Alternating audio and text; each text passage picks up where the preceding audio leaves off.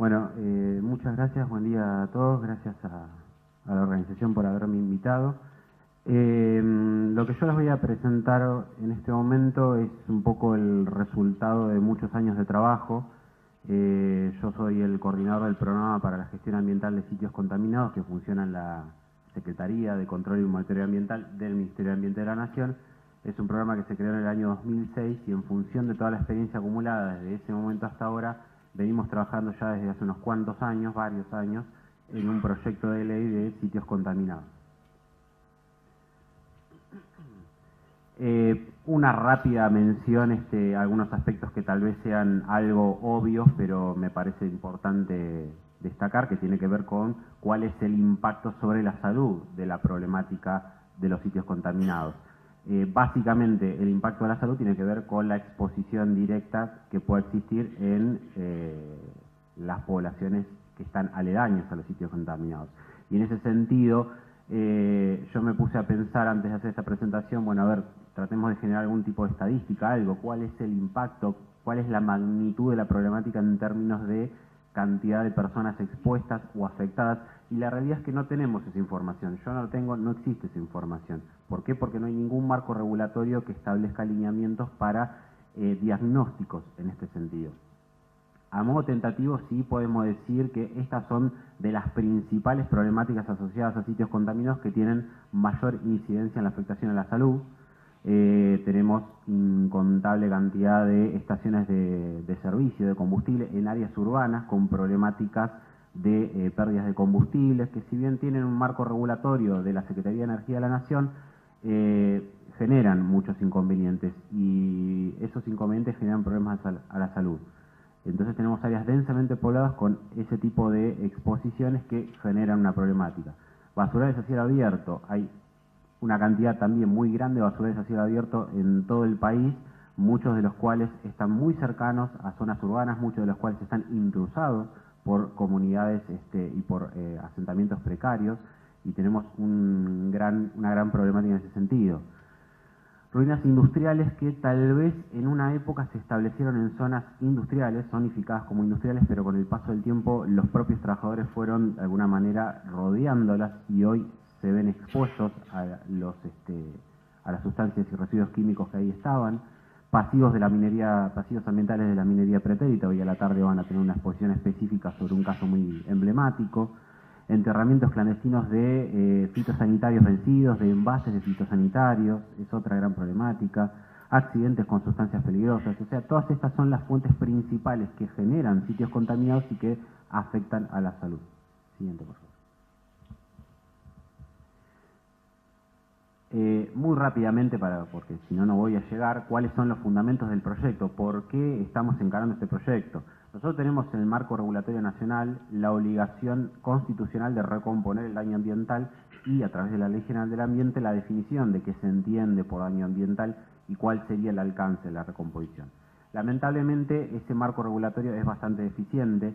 La Ley General del Ambiente, la propia Ley General del Ambiente, es una ley que viene heredada, por lo menos en estos aspectos, del derecho civil. Por eso se habla de recomponer al estado anterior, una figura que es típica del derecho civil, que tiene que ver con reparar el daño. Si yo choqué, te restituí tu auto, te tengo que poner un auto nuevo, a través de un seguro, como sea, pero ese tipo de restitución, de recomposición al estado anterior, viene heredada del derecho civil y no es del todo representativa de lo que sucede en materia ambiental, porque no se puede en muchos casos del estado anterior y porque no conviene en muchos casos del estado anterior. Típicamente, tanto en Argentina como en otros países del mundo se han desarrollado en vías de desarrollo, la gestión de los sitios contaminados se llevó adelante a través del marco regulatorio de residuos peligrosos. ¿Por qué? Porque si yo de alguna manera estoy afectando una matriz suelo o agua subterránea con una sustancia susceptible de afectar la salud o el ambiente, esa sustancia puede ser considerada un residuo peligroso. Ese suelo contaminado que yo lo saco y lo pongo en un tacho, se convierte ese tacho en un depósito de residuos peligrosos, ¿sí? Así que típicamente es muy común que todos los marcos regulatorios empezaran a gestionar este tipo de problemáticas a través de ese tipo de normativa. Pero eso también es bastante deficitario en términos de resultados, y es por eso que más y más a menudo en el mundo se está viendo un cambio y una tendencia hacia el desarrollo de normativa más específica que es mucho más eficiente a la hora de abordar este tipo de problemáticas. Siguiente. ¿Cuáles son algunos de los aspectos fundamentales del proyecto de ley?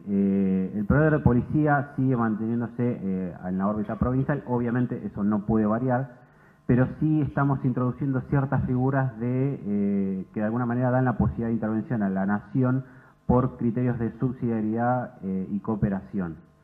Existe una obligación de informar sitios contaminados de los titulares de dominio. Ustedes dirán, ¿quién va a ser tan tonto de declarar tengo un muerto enterrado en el patio de mi casa?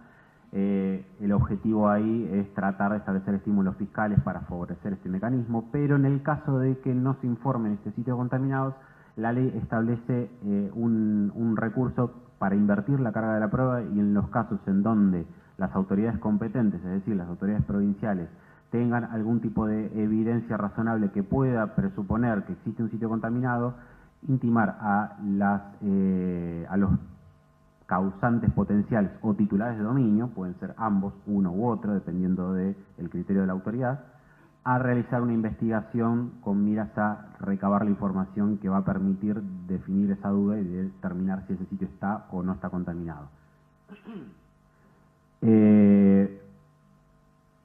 Hay un aspecto fundamental que es lo que yo les comentaba hace un rato, que es la falla de la Ley General del Ambiente en relación a la definición de daño ambiental, que dice que, en resumidas cuentas, es toda alteración negativa de carácter relevante. Entonces, el kit de la cuestión es la relevancia, ¿sí? Una afectación ambiental negativa no es un daño a menos que sea relevante. ¿Cómo medimos la relevancia? Es muy complejo eso. Hasta ahora lo único que teníamos eran criterios de niveles guía, como las famosas tablas del decreto 831, reglamentario de la ley de residuos peligrosos, que en poco tiempo dejaría de existir porque estaría siendo reemplazado por una nueva ley de residuos peligrosos mucho más efectiva. Pero el criterio que a menudo se usa, digamos, o más frecuentemente se usa en todo el mundo, es el de el análisis de riesgo sitio específico. Cuando yo establezco un criterio con nivel genérico de referencia, ahí lo que estoy haciendo es ser conservador. ¿Por qué? Me baso en el peor escenario posible o un escenario cercano a ese, ¿sí? Si yo tengo la posibilidad de hacer un análisis de riesgo, ¿sí? Mira, 3 minutos, vamos. Si yo tengo la posibilidad de hacer un análisis de riesgo sitio específico, ¿sí? Entonces puedo considerar las particularidades del caso y definir los niveles de recomposición en base al escenario que tengo ahí. Si tengo o no tengo exposición, dónde la tengo, dónde está ubicada ese receptor humano. Está cerca, está sobre el sitio, a 200 metros, 300 metros. Eso se define con un análisis de riesgo. Entonces, en esta ley conviven 3 criterios: los niveles genéricos de referencia, que son conservadores; el análisis de riesgo sitio específico, que no es menos exigente, sino que es menos incierto; y los niveles de fondo. ¿Por qué los niveles de fondo? Porque nos suceden muchos casos en donde tenemos áreas de nuestro país en donde típicamente tenemos problemáticas de arsénico, de fluoruros, de algunos metales pesados, que son totalmente naturales, y que van a seguir estando y que no se puede remediar el ambiente natural. Y esos niveles están muy por encima a veces de incluso el decreto 831 o de cualquier nivel guía que nosotros llegáramos a establecer. Vamos a regular en ese sentido el alcance de la recomposición, hasta dónde se recompone, esto del estado anterior, cómo se interpreta, los criterios para la presentación de planes de recomposición ambiental, que si bien algunas jurisdicciones como la Ciudad de Buenos Aires, la Provincia de Buenos Aires los tienen establecidos, en el resto del país hay muy poca legislación. Entonces esto, como piso mínimo de protección ambiental, va a ser muy clarificador. Y un dato muy importante es la declaración de sitio recompuesto. Hoy no existe o existen muy pocas posibilidades de que una empresa que efectúe un proceso de remediación tenga un certificado que le diga: bien, cumpliste con tu tarea, has remediado, estás libre de deuda. La idea es que esta norma establezca ese mecanismo. Otros instrumentos que se crean: un fondo nacional. El Fondo Nacional está pensado para el saneamiento de sitios huérfanos, es decir, aquellos sobre los cuales no hay un responsable identificable o solvente. Se va a crear un registro integrado de la gestión de sitios contaminados, que es un registro federal, no nacional, es federal, que va a estar en poder de las provincias. Es decir, va a ser una plataforma que la va a poner a disposición la nación y cada provincia va a tener su nivel de acceso y eso nos va a permitir darle herramientas de control, de enforcement a las autoridades locales y al mismo tiempo poder de alguna manera tener una base centralizada de información. Porque ¿qué sucede? Con todos los convenios internacionales, por ejemplo, establecen, o no sé si todos, pero muchos de los convenios internacionales establecen, entre otras cosas, obligaciones en relación a sitios contaminados con determinadas sustancias. Mercurio, por ejemplo. Entonces, en ese sentido, la nación, nuestro país, tiene la obligación de reportar a las secretarías de los convenios acerca de las existencias, de los planes de manejo y otras tantas cosas. Como esta información la tienen las provincias hoy, lamentablemente desde hace años venimos incumpliendo con las obligaciones internacionales. Entonces, la posibilidad de tener un registro integrado de carácter federal, que gracias a los avances tecnológicos que nos da Internet y otras cosas hoy en día, podemos hacerlo, nos va a poder permitir recolectar esa información y cumplir con esos compromisos. Nos quedamos sin tiempo. Bueno, muy ratito, ¿puedo un minuto más? Otro aspecto... ¿Cómo? 1 minuto y medio, fantástico. Otro de los aspectos que contempla el proyecto es la articulación con los registros de la propiedad inmueble. ¿Para qué? Para que si un sitio está contaminado, está en proceso de descontaminación o está remediado, eso pueda estar asentado en nota marginal del dominio y de alguna manera ayude a evitar la transferencia de pasivos ambientales. La posibilidad de recupero de costos en los casos de acciones del Estado, ¿sí?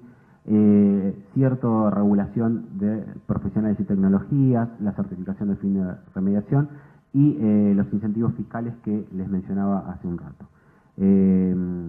Creo que después viene un gráfico que, bueno, no va a dar el tiempo para esto, pero si querés pasarlo todo, eso básicamente es cómo va a funcionar el mecanismo de la ley. Sigue, si querés darle más. Específicamente para lo que son los sitios contaminados de privados, es decir, no los que entrarían a manejarse con el fondo, sino los que tienen un privado causante o heredero y que es solvente. ¿Sí? Esa es la forma en que se manejaría todo ese universo de casos. Así que bueno, eso es todo. Muchas gracias.